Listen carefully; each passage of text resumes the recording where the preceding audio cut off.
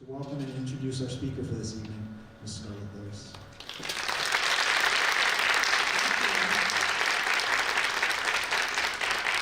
you so much. Thank you for having the courage to sit in our room. It's my honor to be here tonight. It's my favorite thing to do, is go around and talk about choosing love and the empowering concept that we have the ability to choose love in every situation, circumstance, and interaction, if we have the skills and tools. And when we choose love as a thoughtful response, we actually take our personal power back and make the world a better place. When we react with anger, hatred, and resentment, we give our personal power away, and we become victims, and we don't have that. So we're going to be talking tonight about the skills and tools that enable us to choose love. It happened to be called social and emotional learning, but I'm going to go through a little bit of my journey. I'm going to be talking about how I came up with this concept, who helped me to do that, and the bottom line is this: we're all human beings, and we're all united in want and need to love and be loved. We're all the same in that. We look at each other and we see differences. We sometimes speak different languages. We're from different areas. We have different colored skin. Practice different religions.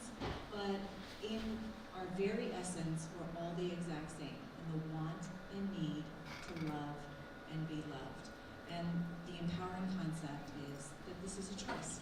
So by the time you leave here tonight, you're going to have a powerful tool in your belt that will help you make this choice in every situation, circumstance, and interaction. Because the bottom line is this: every interaction that we have with one another, we choose how we treat each other. And so you're going to be learning a formula. It's a very powerful and profound formula for choosing love. And so that's what I will leave you with tonight. And I have a little introductory video, and I'm going to play that for about 4 minutes, and then I'll be back up. It is August 24th, 2012. Jess has 3 new sections. So prior to 12/14/2012, I was a single mom with 2 boys. It was kind of an unremarkable life. It was such a great life. You know, I just wanted to be a mom, and I just wanted to be with my kids. Run the ball to me. One day, you're a mom with 2 boys, one boy riding in a car seat in the back seat. So one morning, I'm holding hands with my 6-year-old in his car seat, and the next thing that I know, there is no 6-year-old, and he's been murdered.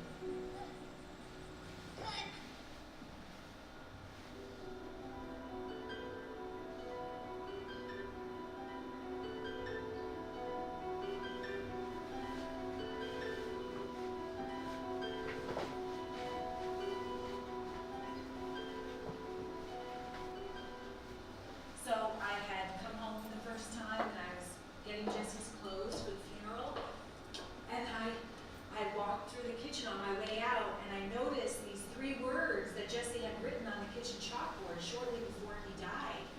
He wrote, "Nurturing, healing, love." These words were a message of comfort for his family and friends, and inspiration for the world. It's where we needed to turn, and I knew I'd be spending the rest of my life spreading this message.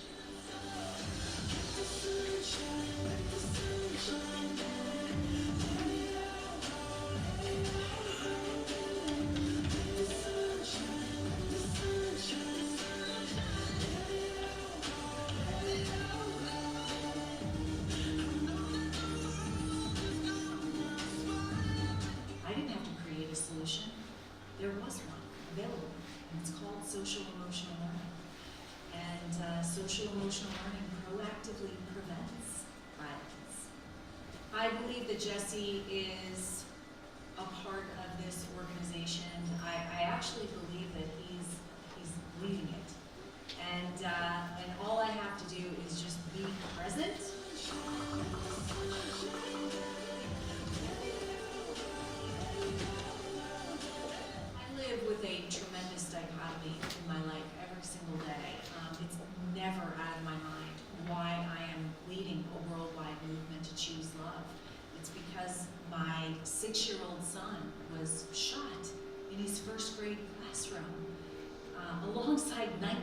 classmates in one of the worst mass murders in U.S. history.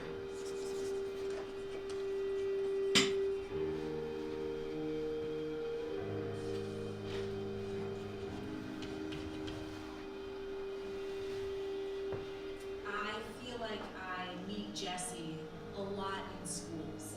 I'll look into a child's eyes and I'll see Jessie looking back at me. And how blessed am I, and how grateful I am that my purpose is spreading a message of choosing love, and given to me by my 6-year-old son.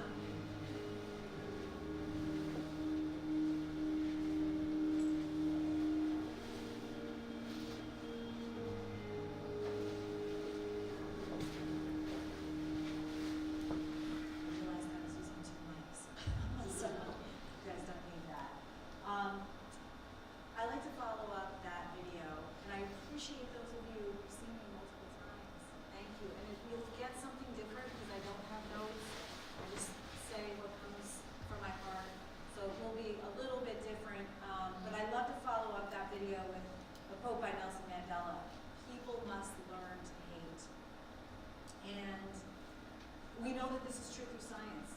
The amazing thing is all about choosing love is that this is the latest scientific research, the latest neuroscience that all comes back around to the importance of choosing love. And we're going to go through that tonight a little bit, but that's what I love, is I love all the science aspects of it. Babies are born gravitating towards compassion. We know this through research. So they have to learn to hate. And if they can learn to hate, they can be taught to love. For love comes more naturally to the human heart than its opposite. And I'm talking about Adam Lanza too. Adam Lanza was born perfect, right? A perfect child of God. And he was cultivated into what he became by a lifetime of pain and suffering, and disconnection, isolation, and neglect. And that's a positive signal, because I've learned, probably one of the most important things that I've learned over the past 6 years, because you learn so much when you are in pain and suffer. It's an opportunity for growth if you realize that you can take it. What I've learned really is that there are only 2 kinds of people in this world. Good people and good people in pain. And there's always something that we can do to help ease another's pain. So people are not born to hate. They're actually born to love. Here's the interesting thing about what we're talking about tonight, which is social and emotional learning. We're actually born as human beings wired to connect with God. We have these things in our brain. Do you want a cough drop? Is that helpful?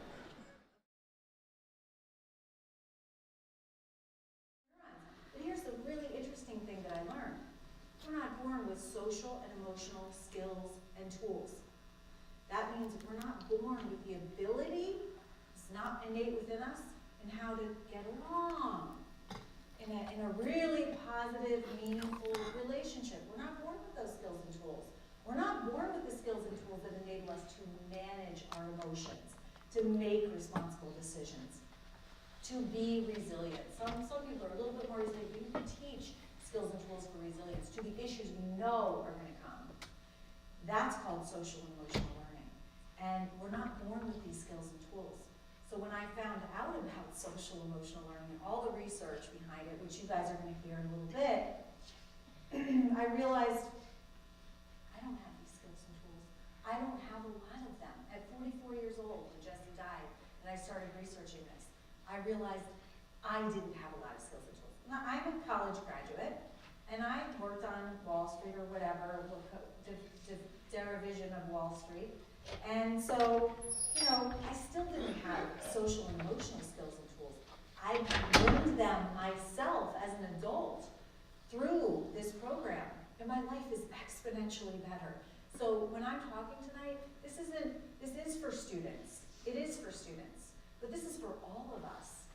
Because the interesting thing is, the great thing, the frustrating thing, is that even when we master the social and emotional skills and tools, Even if we have the formula, which you're going to learn, like down pat, and you know it, and you bring it to mind, life is going to give you opportunities every single day, all day long, to practice this stuff. Social emotional learning really shouldn't be looked at as a program. I know that's the label that it's given, but it's really life skills. It's really skills that you take with you for life, that are going to impact you for the rest of your life. And you'll get a little bit more understanding of this as we go through the evening. This is the message that started it all for me. Jesse wrote these 3 words on our kitchen chalkboard sometime very shortly before he died. Nurturing, healing, love. Now remember, he was 6 years old, and he was in 1st grade, so they're phonetically spelled, right? People say, did you walk around saying nurturing, healing, love? And I say, no, I was a single mom that worked full-time, an hour away. I dropped my kids off at daycare at 7 a.m. They were bused to a different daycare because it closed later, you know, that type of lifestyle. No, those words, not that those words would never, I just never put those words together. I knew when I saw them, I knew the first thought that I had was, if Adam Lanza would have been able to give and receive nurturing, healing, love, the tragedy would never have happened. It's as simple as that. And by the way, I was passed a note at very recently by one of the audience members, and it was folded. She put it in my hand, and it said, why do you say the shooter's name? Don't you know that victims' parents have gotten together and they don't say the name? And I don't say the name in the media, because I agree that it's not a good idea to draw attention to that, but I do say the name in gatherings like this because I think it's vitally important that we remember that these are human beings. They're human beings in pain, and there's something that we can do about it. It can be proactively reduced and prevented with what I'm talking about tonight. And there's science behind that, and so we'll get into that in a moment. But nurturing, healing, love, I couldn't believe it. I knew that it was the spiritual awareness that he had, probably, that he wasn't going to be around for very much longer. And it helped me in my journey of compassion and eventually forgiving of Adam Lanza, because I knew that he didn't have the skills and tools to do this. It's actually skills and tools that it takes to do this. And but I knew that there was probably something more in this message that I wasn't getting. So I was connected with a doctoral professor. His name is Dr. Chris Cook. He's the director of the Compassion, Creativity, and Innovation Center at Western Connecticut State University, the author of The Compassionate Achiever. Came to the house, and I said, as I do everyone, I parade them by the chalkboard, but I said, look at this. I said, I know what it means to me, but is there a deeper meaning in this? And so he said, let me go back to my office and do some research. So he went back and he researched, and he called me 24 hours later, and he said, these 3 words are in the definition of compassion across all cultures. And together we broke down the meaning, and we found that it comprised a powerful and profound formula for choosing love. So nurturing means loving kindness and gratitude. Healing literally means forgiveness. And love is compassion in action. When you have the courage, because it does take courage to practice those things, in that order, you are choosing love. That's how we came up with the foundation of everything that we do, every single program. It's pretty simple. These 4 character values lead you to choosing love. You need courage to do anything well, right? You definitely need courage to be grateful when things aren't going your way. You need courage to forgive, especially when the person who hurt you isn't sorry. We're going to delve into these things and all the scientific benefits that there are to practicing these things for us. And you need courage to step outside of your own, our own busyness, distraction, pain, to help somebody else. But when you do, you're choosing love. So the whole movement to choose love started at Jesse's funeral when I got up to speak.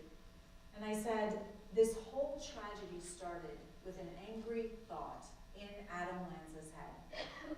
And I pictured him as a little boy having an angry thought, without the tools or nurturing environment to deal with that thought, we know through science and neuroscience that every single thought we have impacts us on a cellular level. Every thought. In fact, there's a whole field of study called epigenetics. It's been around for 90 years. This is not new information. Epi means outside, genetics means our genes, and this whole field of study has proven that our thoughts, which create our perception of our reality, right, impact us on a genetic level. They can turn on and off gene expression. That means our thoughts impact everything. Everything. Physically, mentally, and emotionally. And guess what? A thought can be changed. We have control over our thoughts. So I asked everybody on that day to start thinking about what they think about. And I asked them to, each one of them, change one angry thought into a positive thought.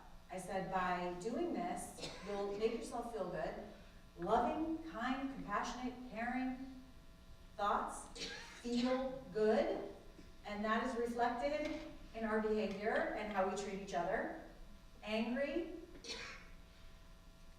frustrated, violent thoughts feel bad, and that's also reflected in our behavior. So I asked everybody, just change one angry thought into a loving thought. I said, by doing that, you'll make yourself feel better, you'll positively impact those around you, and through the ripple effect, you will make this a safer, more peaceful, and loving world.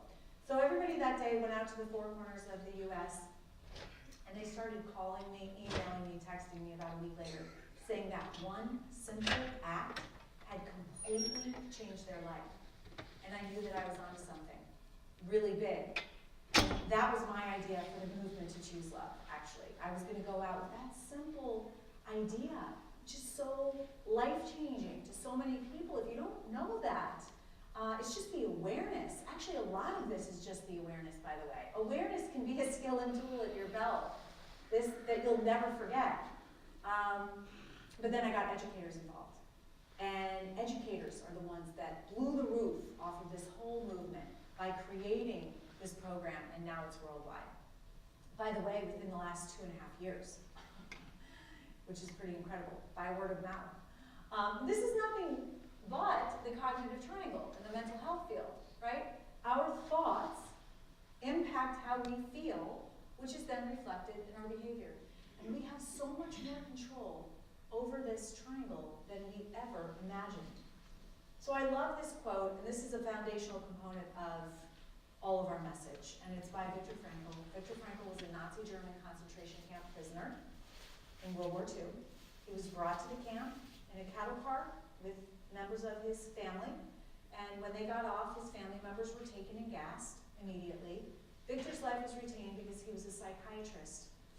So the Nazis thought that they would use his degree in some way. So during the several years that Viktor was imprisoned in a Nazi German concentration camp, he used that time as an experiment. He literally took little pieces of paper and wrote notes, and it eventually became a book called Man's Search for Meaning. But he found in this experiment that even when these people, these prisoners, had everything taken from them, everything, their families, all their material possessions, they were beaten and tortured, they were starved, they were stripped of their clothing and dignity. He found even then they had one freedom left, and that was the freedom to choose how they responded, even in that situation. And he found that those that chose kindness, caring, concern, love, not only survived better, but they survived longer. So I love this concept, right? Between stimulus, and stimulus is what happens to us in life, and it can be anything that happens to us in life, and everything. Anything that has ever happened to any one of you, anything that ever will. And our thoughtful response. There's a space. In that space lies our freedom and power to choose our response. In our response lies our growth and freedom. So in other words, it's not really about what happens to us in life, because we all have our pain. Every single one of us in here has deep pain. Kids have deep pain. They know what I'm talking about, believe it or not. I talk to elementary school kids and I say, do you have your stuff? Yeah, I have my stuff. Everybody has their pain, and it's all relative. It's all relative. So it's not about what happens to us. It's about how we thoughtfully respond. That's how we're shaped and molded as human beings. How we thoughtfully respond to what happens to us. That's how we get to write the ending of our chapter or our story. That's when we take our personal power back, is how we choose to thoughtfully respond in any situation or circumstance. So my personal tragedy, that chapter was started for me clearly, right? But in my thoughtful response, I get to take control back and I get to write the ending. And this whole concept of control, right, is a big one, because we're suffering from anxiety as a society at epidemic proportions. It's in our schools, it's in our adult lives, and a lot of it stems from lack of control. How do we feel when we don't feel that we have control over a situation or circumstance? Will you guys share? Like, if you know you don't have any control over a situation, how does it make you feel? Anxious? Sorry? Frustrating, definitely. Overwhelmed. Scared, absolutely. Sorry? Angry, for sure. Angry. And by the way, we're adults with some skills and tools, right? And that's how being out of control makes us feel. Think about kids. Kids have a lot less control in their life. We control a lot about what is in their life. And here's this empowering concept that you can control something all the time. All of us, we can always control how we thoughtfully respond in any situation or circumstance and take our personal power and control back in that way. And it's a choice. It's a choice. When you have the skills and tools, it becomes a choice. So, in comes the Choose Love Enrichment Program. I literally wondered, and social emotional learning is not new. It's been around for decades. And when I looked at the research, and you will be seeing the research in a few moments, I wondered, why isn't this in front of every child? This proactively reduces and prevents so much of the suffering that we're experiencing. And there were lots of obstacles to getting the programming that's currently around in cost, extensive teacher training, just to name a few. And so I worked with educators, and we created a next generation lifespan social emotional learning program. And so this program, we believe, transcends all of the obstacles to getting SEL in front of kids. And actually, it's proving itself by becoming somewhat viral. So this is written by educators for educators. We included the best of what is statistically effective and being taught in classrooms today. Not just social emotional learning, which we're going to go into, but positive psychology, mindfulness, neuroscience, emotional intelligence, character education, and more. We made it easy to teach, easy to learn. It's flexible, it takes very little time, and it's a lot of fun. And it's based on this concept. We can't always choose what happens to us in life, because we can't. I'm sorry if it's the first time you're hearing it tonight. It's a hard thing to swallow, but we can always choose how we thoughtfully respond in every situation, circumstance, and interaction, and we can always choose love. And it feels good.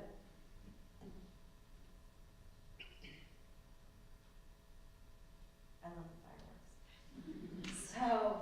So we've been released for 2.5 years, 2.75 years, and we're being taught in all 50 states, many schools in all 50 states, and 68 countries. And this is all by word of mouth. We don't do any outreach at all by word of mouth, and mostly educators' mouths that are receiving the benefit.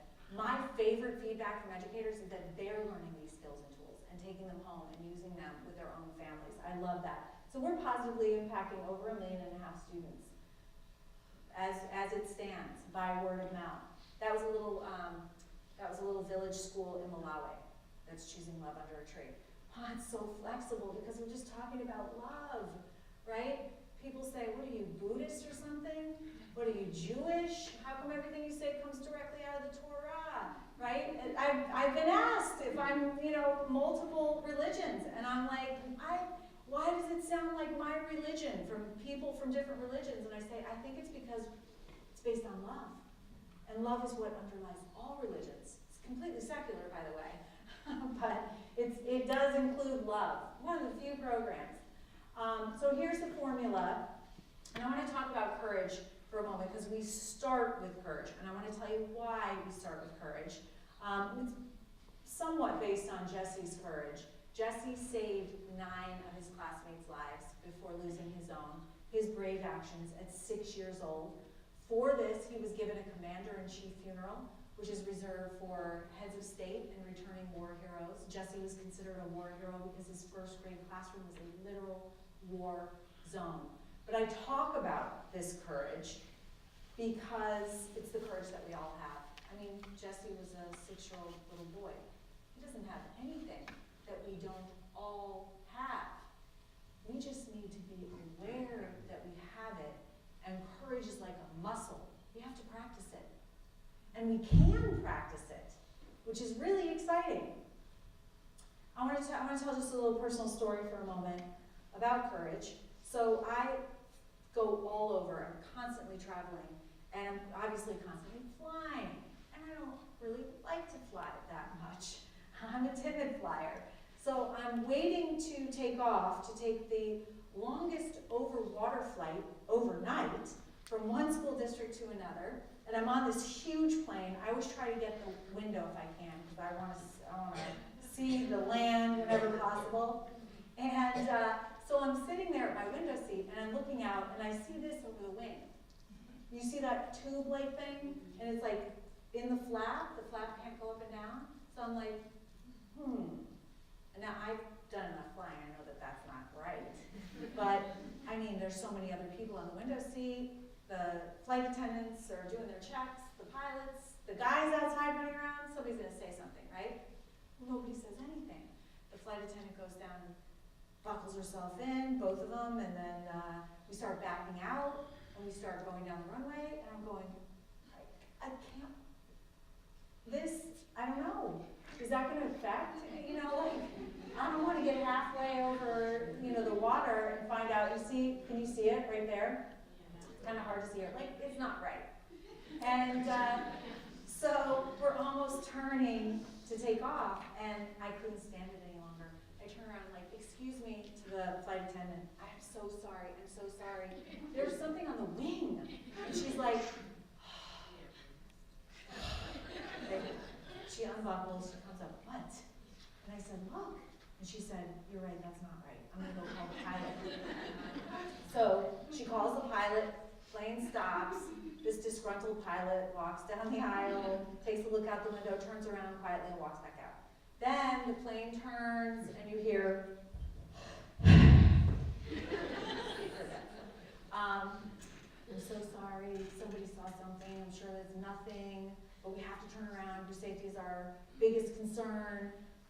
If you have connections, I'm sorry, you're probably going to miss them. And I'm going to So we turn around, this is what it looked like. They've got the piece right there, they're all looking at it. But then 20 minutes later, the pilot and the flight attendant are walking down the aisle, and they say, who's the person that raised their hand? And they walk over to me and they say, the flight attendant said, thank you so much for saying something. Thank you for having the courage to say something, because it's my birthday today, and I wanted to live to see another birthday. I say that because then something interesting happened. People got up in front of me, people got up behind me, and they literally said this, thank God you had the courage to say something, we saw that, we didn't have the courage to say anything. And my first thought, yes, we start with courage. Yes, validation, you were right. And then my second thought was, oh my God, all these people saw that too? and they thought that it's something that might kill them, and we're taking off overnight over the longest stretch of water, and they just don't say anything because they don't have the courage. Oh my God. And then my third thought was, oh, well, I travel around talking about courage all the time, and Jesse's courage, and our program teaches courage. And here, I almost didn't have the courage to say anything. So, another example of how this is a practice, a continuous practice. We give wonderful opportunities every day, but literally how important some of this information is. It can save your life. The courage to speak up. It takes courage, right? So interesting. So at the base of our decisions, it's fear or love. And everything piles up on top of that. And what makes us move from fear to love? Of course, it's courage. And it does take courage.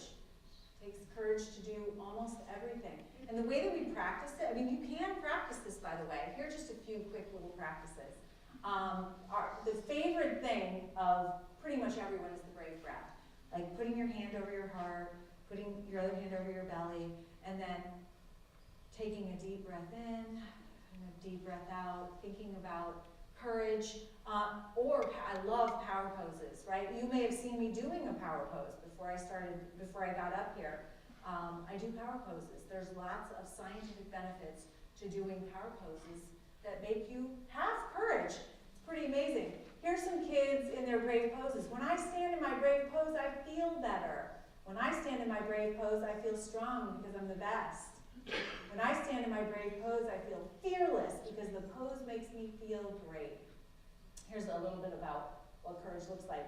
Now this is interesting. Here are the scientifically proven benefits of practicing courage. What's in it for me, right? It sounds great, but what's in it for me? Well, this is all science and a partial list. When you practice courage, you have more confidence. And these are all cited here. Creates a sense of leadership. It helps us to be upstanders rather than bystanders that stand around and watch bad things happen. It helps us feel good. It helps us master our emotions.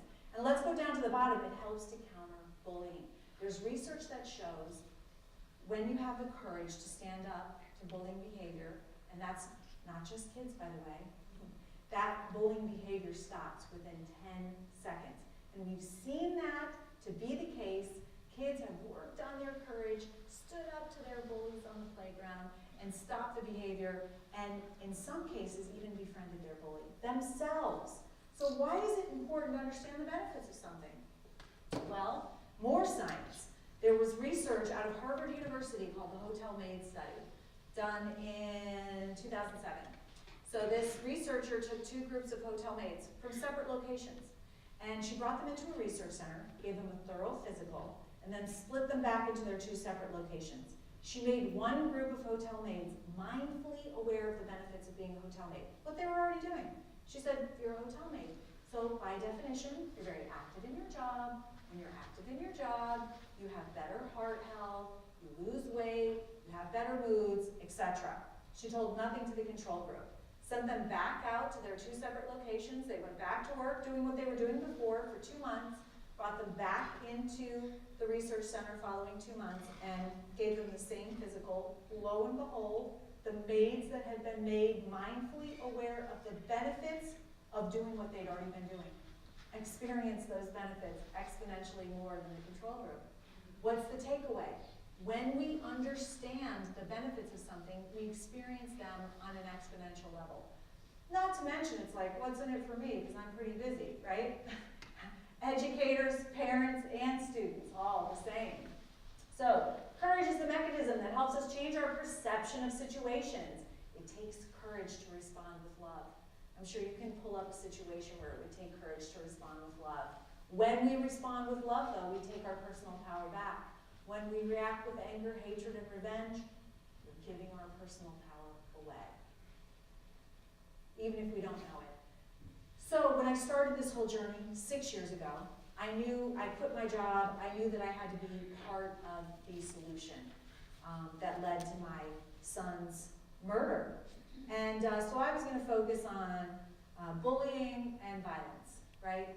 And then I started doing a little research, and we have many epidemics that are going on in school that then translates into our society, because we know things don't stop when we graduate, they just continue in various forms.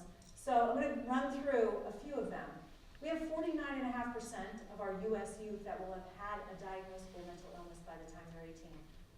The majority of that diagnosis is anxiety.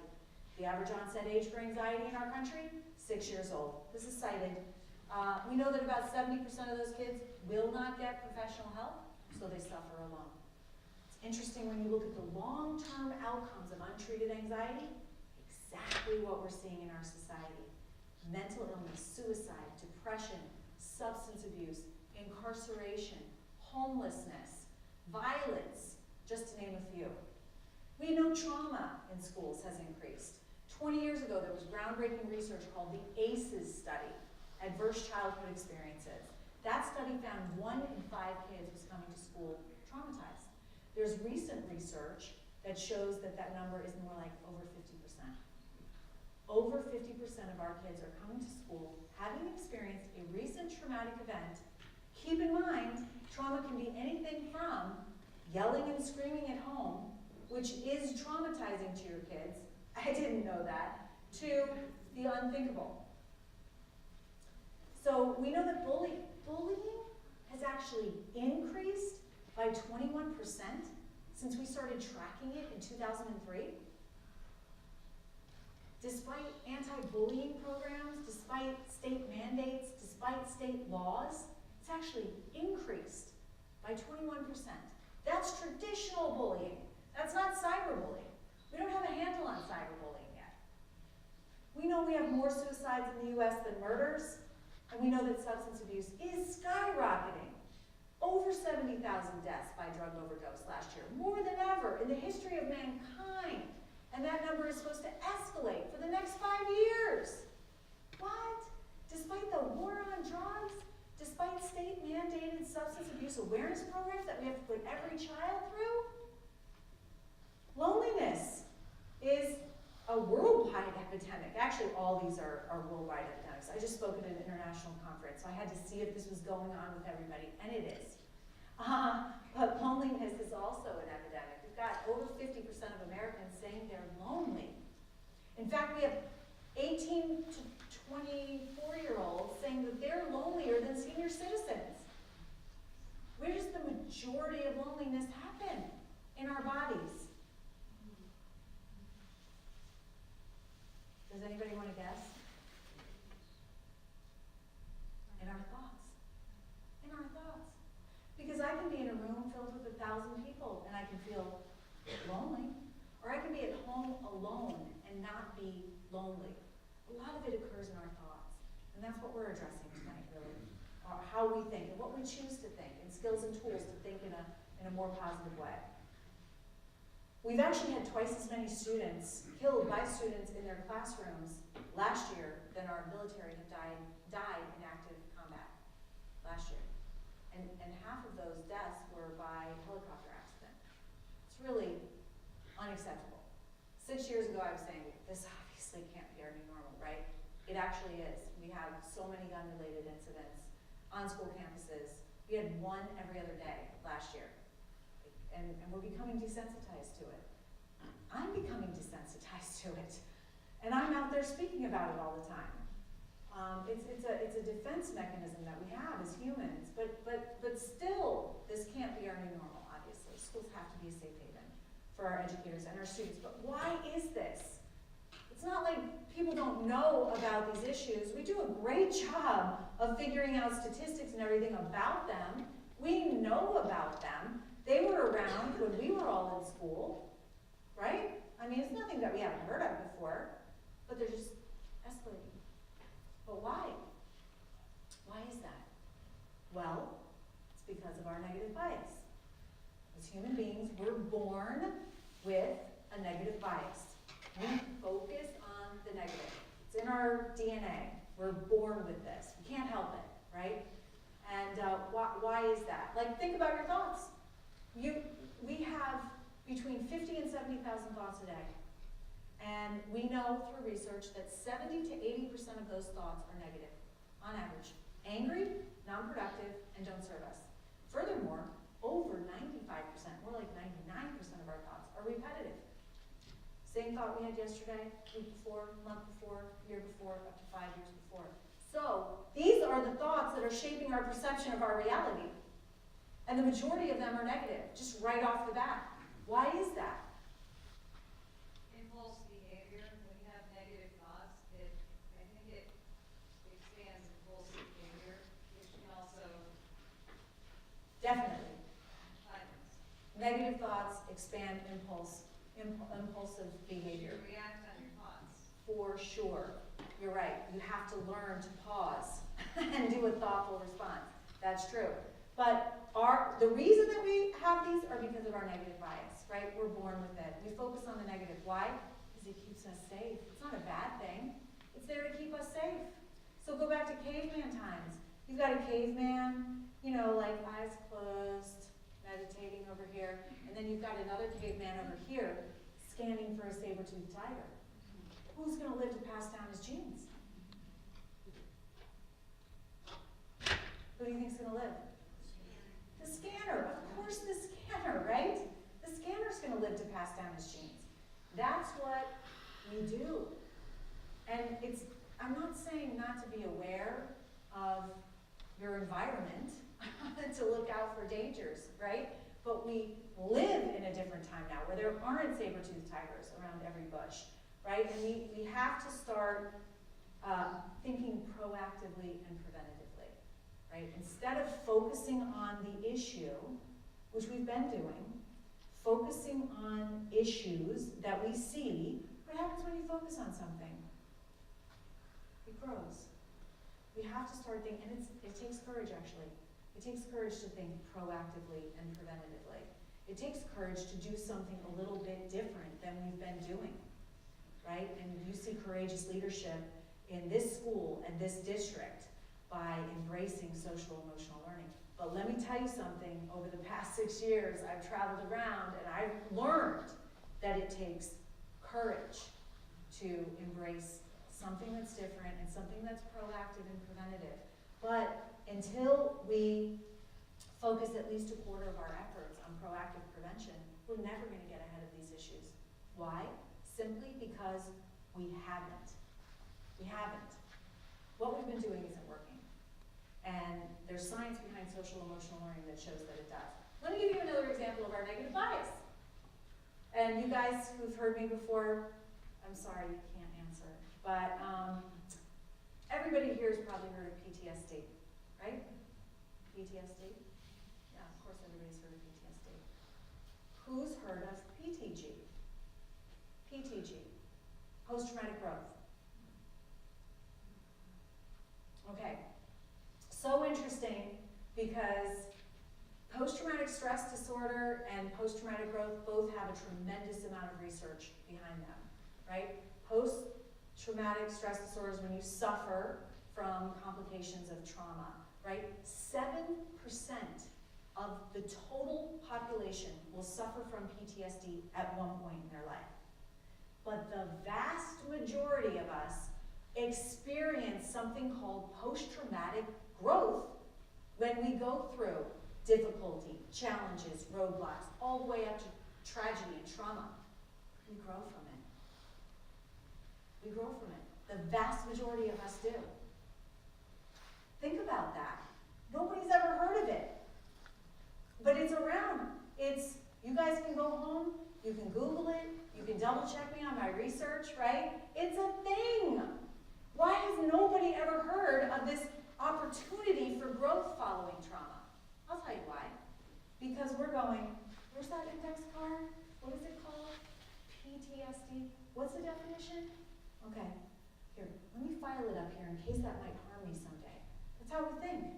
And that's okay.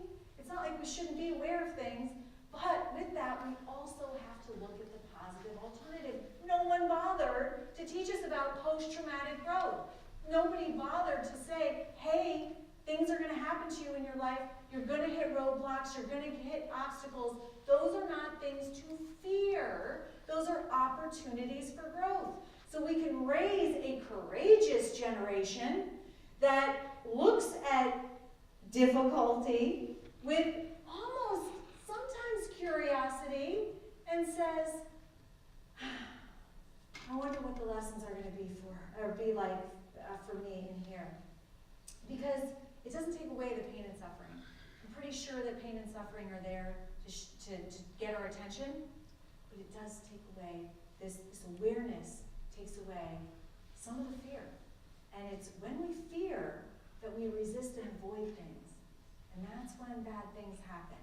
So we want to raise a generation that has this understanding that, yeah, we're going to hit roadblocks, but those are opportunities for growth. What is that? What does that look like for me in this situation?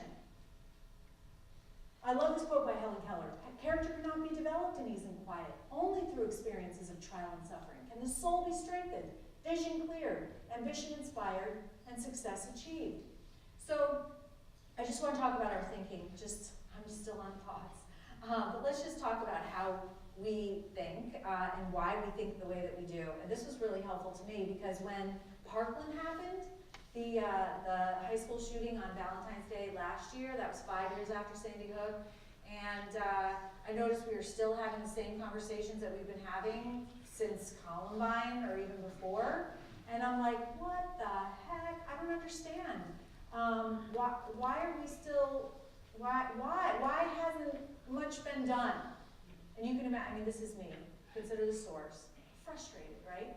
So my therapist actually ran me through an exercise, and I run everybody through it because it really helps teach the way we think. It's interesting, right? So do it with me if you would.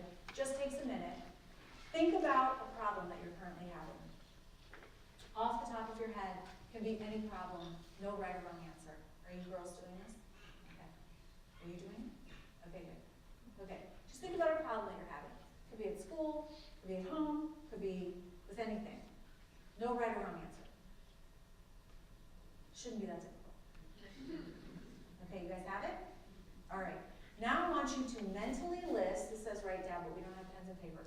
Mentally list 3 to 5 thoughts and feelings about the problem that you identified.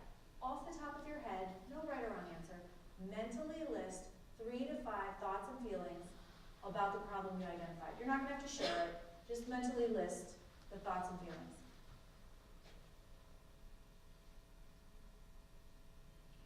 I'll give you a few seconds to do that. Oh my God, sorry.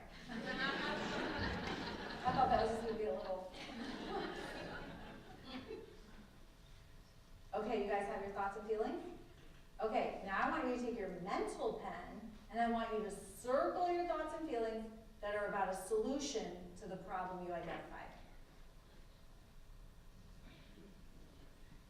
Anyone? Anyone? There's usually like one person. I thought of like, no. None, right? Because we don't think solution oriented. Isn't that interesting? So interesting to me. And I realized that was a big part of why we haven't gotten further with all that list of issues than we have, right? So we don't normally think solution-oriented. Because if you're not addressing the cause of something, which, by the way, I didn't hear anybody doing, you're certainly not talking about a solution.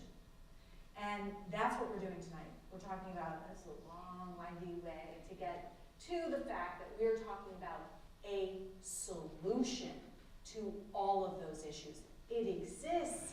It's so exciting. And who's going to fix it?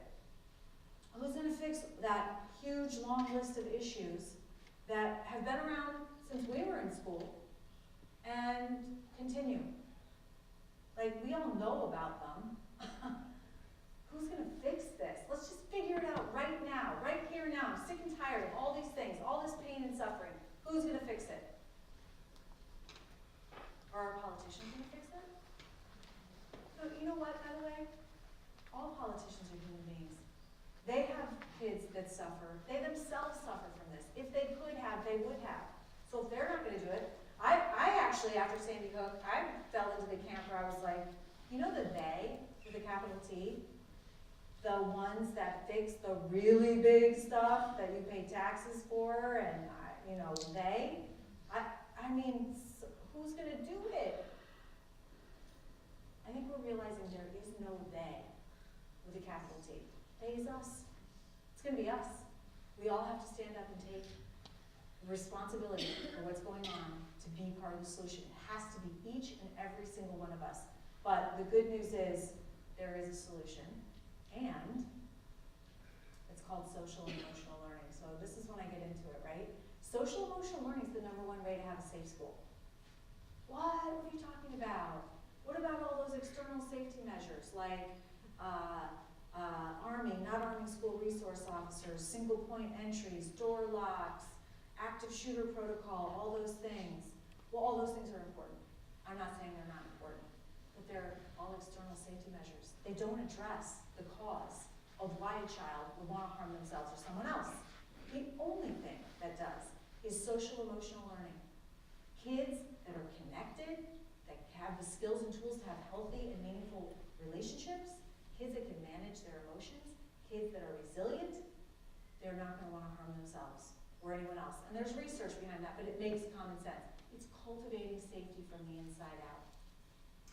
You have to have both, external and internal safety measures. But you can't do it without social emotional learning. It's the #1 most proactive and preventative mental health initiative there is. It proactively reduces and prevents the suffering before it starts. It's the #1 way to improve school climate and culture. You guys have won Cultural Climate Awards, I saw here, which is really impressive. That's awesome. That's awesome. It's the #1 attribute wanted by top universities and employers. I have universities calling me and saying, can you please do a Choose Love program for our incoming freshmen? And I'm like, why? And they say, because these kids are brilliant that come in, they have the grades and test scores, right? They don't have the social and emotional intelligence to stay in or to take advantage of all that we have to offer. You guys have seen the headlines recently in trade magazines. Top employers want EQ over IQ.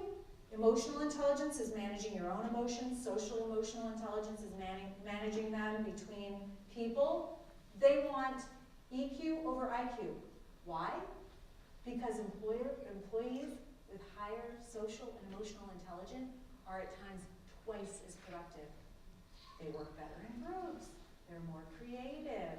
I mean, it's all the things that we teach in school, right? It's the #1 way to break the generational cycle of dysfunction. There's research that shows that dysfunction can go out 7 generations in a family. I don't know any other way to break it other than teaching these skills and tools. And it's the #1 way to reduce taxes. Wait a minute, what is she talking about? She's gone way too far now. But think about how much money we spend addressing the issues that I listed on the slide. Let's see, tens of billions of dollars to address the symptoms of the opioid crisis. That's not to fix it, that's just addressing the symptoms. Where's that money come from? Our pockets. How about spending a fraction of that to reduce and prevent the suffering before it starts? And by the way, it's not just my opinion. This is scientifically proven stuff. We're going to get into that right now. So there are 5 core components to a lot of the research that's been done around social emotional learning. This is on castle.com.org. And so these 5 core components are this: self-awareness, self-management, responsible decision-making, relationship skills, and social awareness. And you see kind of what each of these mean. And to be most effective, it should be taught in classrooms, whole schools, at home, and in communities. By the way, what they left out was compassion. Don't worry, we added that back in. And here's the awesome thing that we've been seeing that I don't think any other program has ever done. Schools are actually incorporating their logo with ours. Our logo is this little yellow duck, because it becomes the culture of the school. Choosing love. It impacts like every decision that you make almost, right? Choosing love. So what social emotional learning does as well is it really prompts the kids to be ready and present to learn in the classroom. So it prepares the innermost attitude in kids. If they don't have this preparation, they can be, well, like I was going to school, distracted, resentful, and entitled. Right? But social emotional learning helps promote classroom learning activity. And here's the research behind it. Kids that have social emotional learning in the classroom, decades of research, 100% of it positive, and still coming out today on a weekly basis, get better grades and test scores right off the bat. Higher attendance, higher graduation rates, less stress and anxiety, less behavioral issues. It is a statistically effective way to reduce and prevent bullying. And later in life, now they follow kids from kindergarten all the way to adulthood. This stays with you. What have they found? Kids that had social emotional learning have less substance abuse, less mental illness of all kinds, less incarceration, less violence and anger, even less divorce rates. See, I could have helped me there. That's all right. And there's a study from Columbia University that showed that for every dollar invested, there was an $11 net present value return to the community. It's a money maker. It says 16, that's the updated number, but I couldn't find it on the internet, so I'm going to say 11 for the video. So it's a money maker. Everything about it is great. Now let's look at this actual, this is an actual study. It followed 800 children over 20 years. What did it find? For every 1 point increase in a child's social competency score in kindergarten, they were twice as likely to obtain a college degree and 46% more likely to have a full-time job by the age of 25. For every 1 point decrease in a child's social skill score in kindergarten, he or she had a 67% higher chance of having been arrested in early adulthood, a 52% higher rate of binge drinking, and an 82% higher chance of being in or on a waiting list for public housing. What is the takeaway for us? The takeaway is this is so vitally important for every child, but also for us as a society. So, we created a program for parents as well. This is social emotional learning for parents and using the formula. So this corresponds to what the kids are learning in the school. They're short, fun, funny, I think, videos, and they give the same languaging so everyone can be on the same page, right? With social emotional learning and choosing love. Educator, parent, and student. And they're fun little things that you can do. They're little calendars that you hang on the fridge and little activities. We also have Choose Love for Communities by popular demand.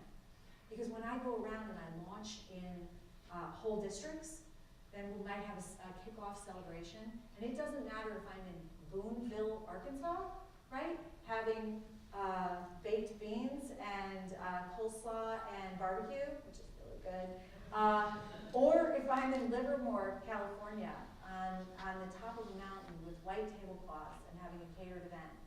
Same exact thing. I've got the chief of police here, the mayor here, the president of the Downtown District Association, the Chamber of Commerce, all these people saying, how can we get involved? We want to be part of the solution. What can we do?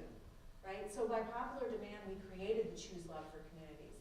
It's a little bit of training, but it enables communities and businesses to be part of the solution as well. You have to have a consistent message. So anyone can download the program. We also have other programming, but I don't want to overload anyone. We call this extension programming that really deals with trauma. We have great resources. Here's one of those calendars I was talking about. I'm going to show just a little video and do a time check, and then I'll be back. I wonder, who wrote the book out loud?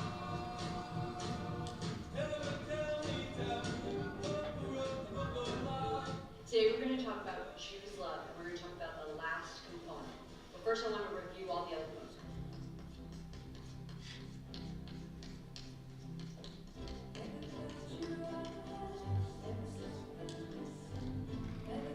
Before I started learning Choose Love, I didn't really pay attention to those feelings. And I want you to think about either how that character showed compassion. What does it mean to have courage?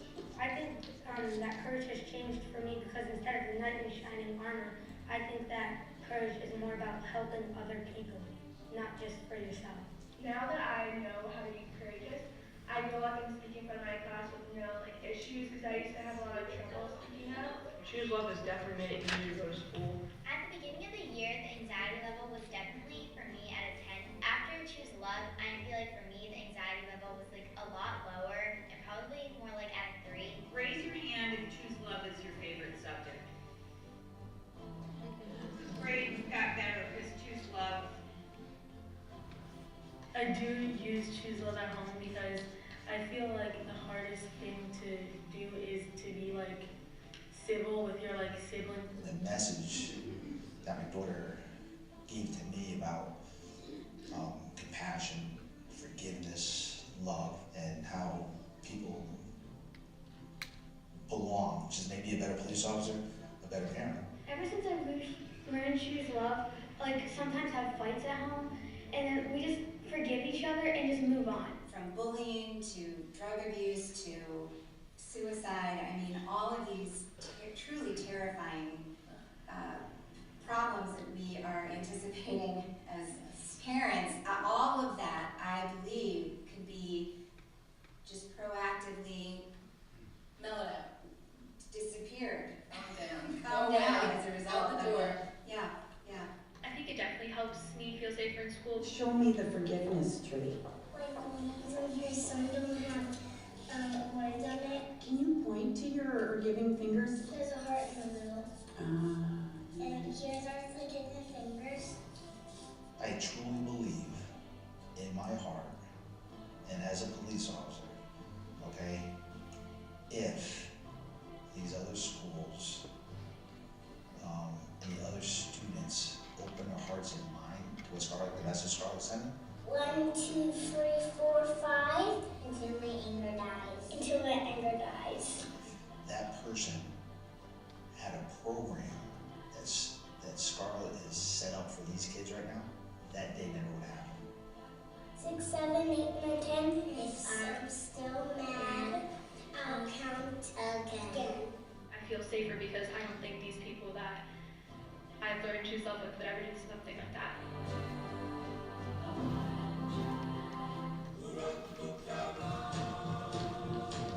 Doing all these great things like gratitude, it's mind-blowing. Need to be taught and can be learned even by the elderly. Yes. I think I'll remember it forever. Choose Love is really amazing.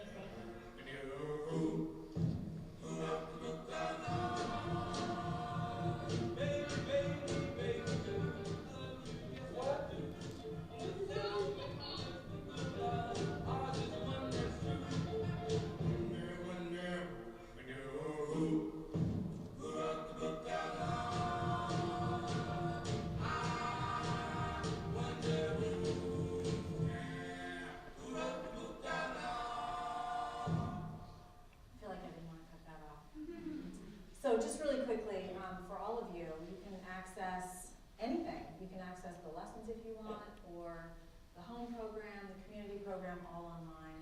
And you'll be asked to sign in, you'll be asked to choose. This is what it looks like. We've got great supplemental materials. This is the breakdown. I'm just going through this really quickly because I know that you're parents, just so you get an idea of the comprehensiveness of it, and great educator guide that you guys would like, and it's scaffolded up all the way from infant toddler all the way up to 12th grade. And it's really about creating a culture and more than a program. Here are our survey results from May 2018. 99% of educators that responded saw an improvement in classroom climate. 98% said they saw an improvement in students' overall behavior. 66% saw an increase in academic performance in their students. And our data coming back from our evaluation is showing students going from tier 2 to tier 1. It's pretty amazing.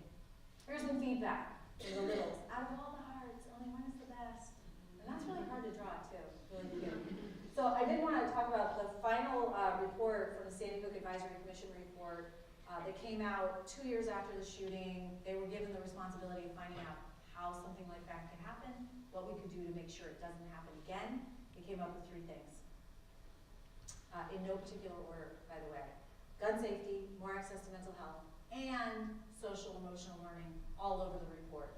That report admonished schools to have a a comprehensive social emotional learning program taught pre-K through 12th grade with fidelity. We have the Stop School Violence Act of 2018 that gives states money to secure their schools, traditionally thought of as external safety measures, right? I've been working with some states, and I had to give a shout out to Governor Sununu, who was the first to release his statewide school safety initiative, and he focused on social and emotional learning as part of statewide school safety. He hired a Choose Love coordinator that reports to the Director of Homeland Security in that state. They're very serious about this. They have all the first responders adhering to and even posting Jesse's little ducks on their cop cars. Because once you get first responders involved, it's sometimes too late, right? And their lives are in jeopardy. They would love to proactively prevent another tragedy like this. One of the most important recommendations contained in this report is the need to expand social emotional learning. Then there is the final report of the Federal Safe School Commission that was released in December. And in this report, Chapter 1 is proactive prevention, character education, and it mentions social emotional learning, right? So vitally important. So it's about an hour, and I want to get through the formula, so I'm going to breeze through a few slides. Please don't be offended. It's all important information, but all about what we include in our program.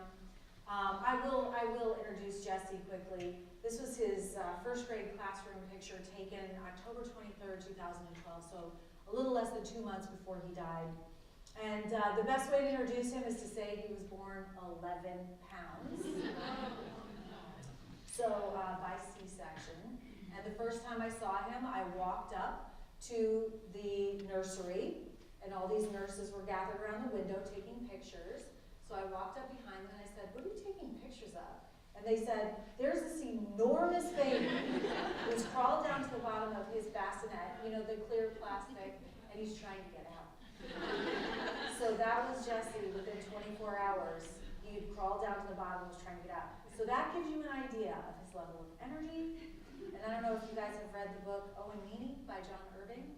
So Owen Meany is this little boy, and he talks in capital letters throughout the whole book. That was like Jesse too. So this is Jesse, and I have a picture to prove it. There you go. This is Jesse on our little farm in Sandy Hook, where we still live. He wanted to have his friends come and do some pony rides. And Jesse's favorite things were little yellow ducks and these little military men figurines. So when we were thinking about doing a logo, we knew we wanted to work in schools. It's like military men, yellow ducks. Okay, yellow ducks, one out.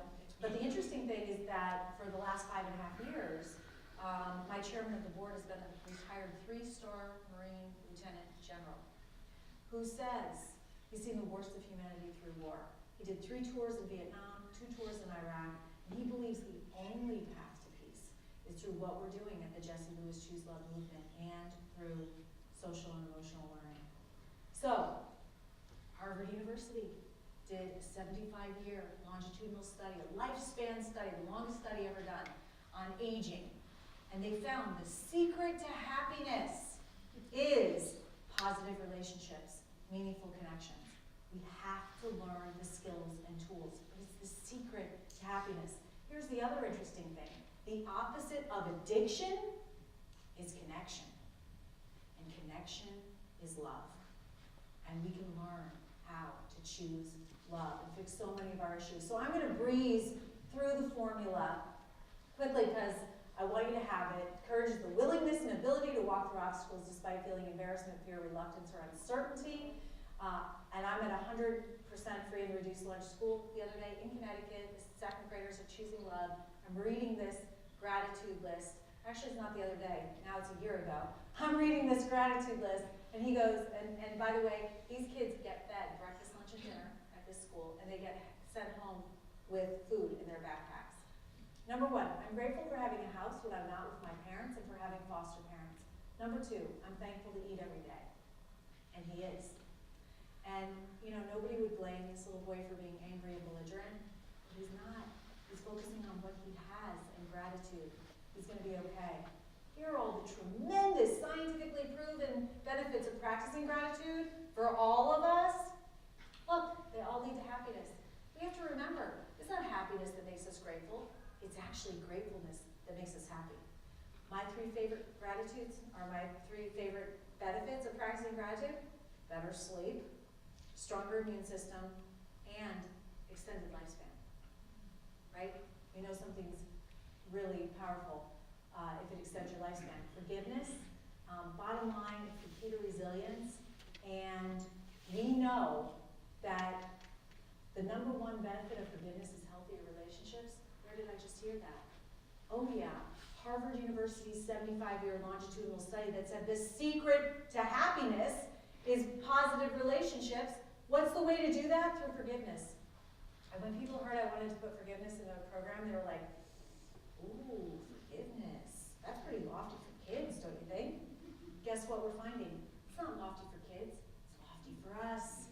We don't understand it, but it is so vitally important. And guess what? It's kids' favorite character value. It's crazy. I was just in elementary school the other day. These 5th graders came running down. Oh my God, you're Jesse's mom! They must have seen me in a video or something. And so I'm giving them bands, and I'm like, what's your favorite character value that you studied? Forgiveness! And I'm always so, I think they're going to say courage or compassion in action. Forgiveness, why? Because it feels so good to let it go. Wow, could you imagine knowing that when you're a little kid? How nice would that be? Less anger, less anxiety, stress, and hostility, stronger immune system, fewer symptoms of depression, it extends your lifespan. Holy moly, forgiveness? Wow, really, really important.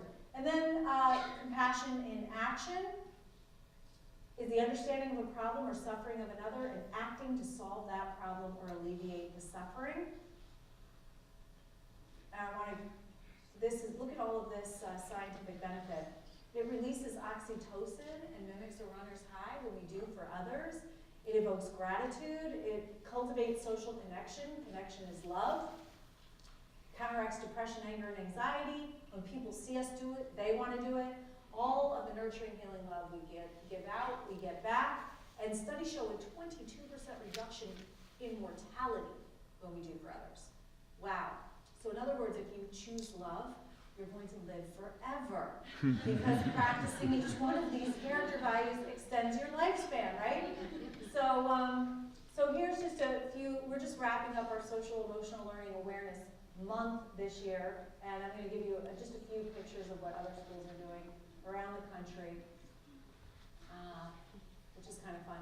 I did want to mention, we partnered with Rachel's Challenge. Rachel was the first student killed at Columbine. Columbine was the high school shooting 20 years ago.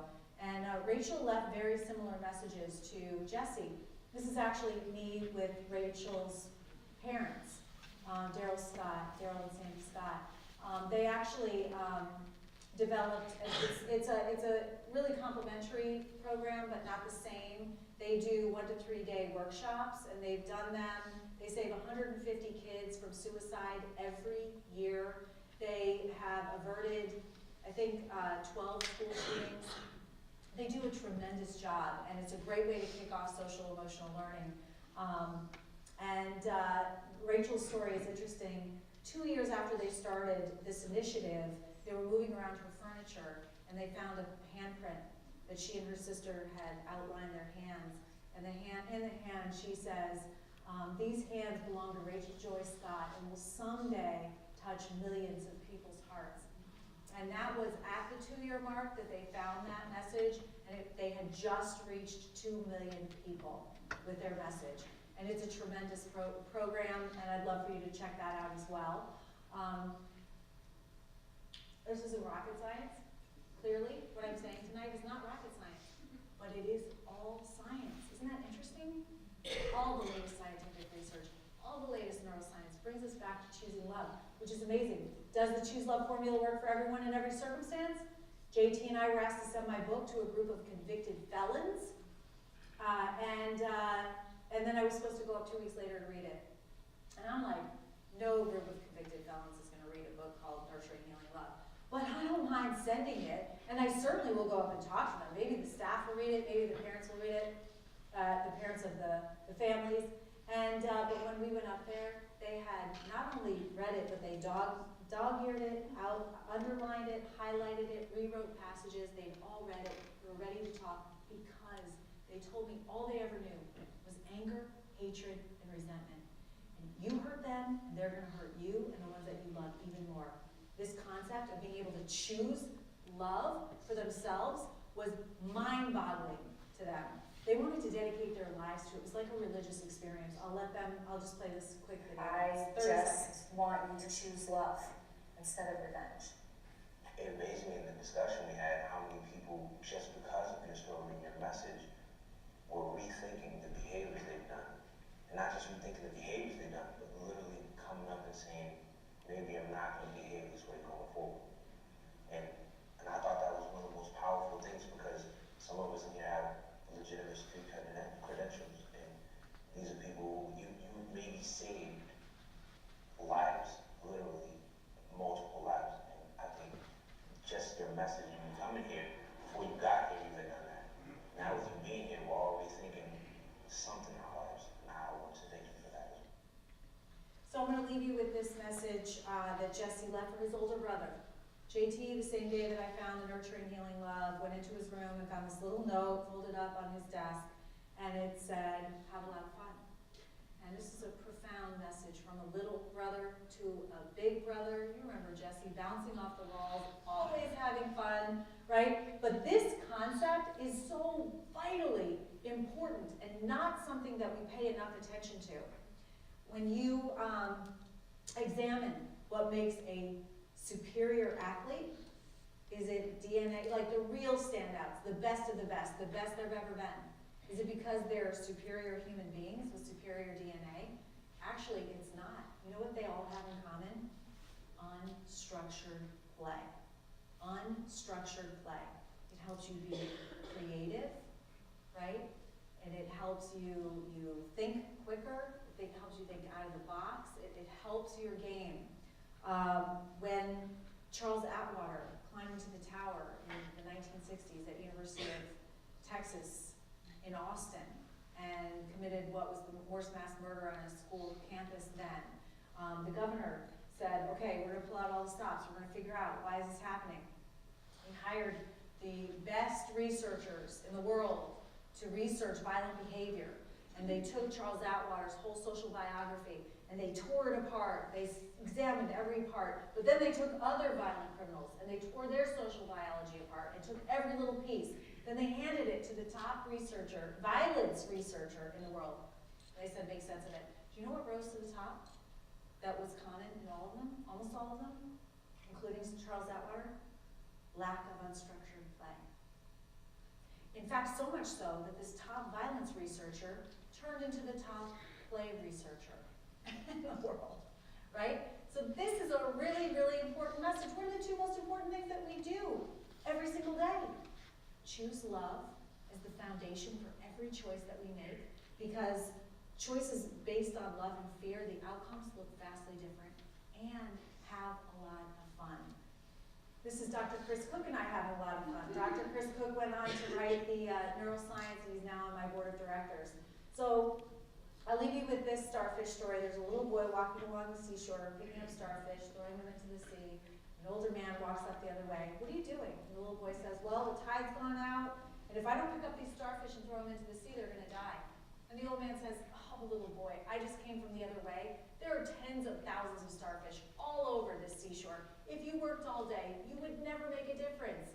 The little boy paused, bent down, picked up a starfish, threw it into the water, looked at the old man and said, I made a difference with that one. And that's what we do every single day. Every interaction that we have with a child is transforming and potentially life-saving for them and for us. So I want to thank you for certainly joining the movement to choose love in this district. And never doubt that a small group of thoughtful, committed citizens can change the world. Indeed, it's the only thing that ever has. That's that famous Margaret Mead quote. That small group of thoughtful and dedicated citizens is in this room tonight. Thank you for choosing love.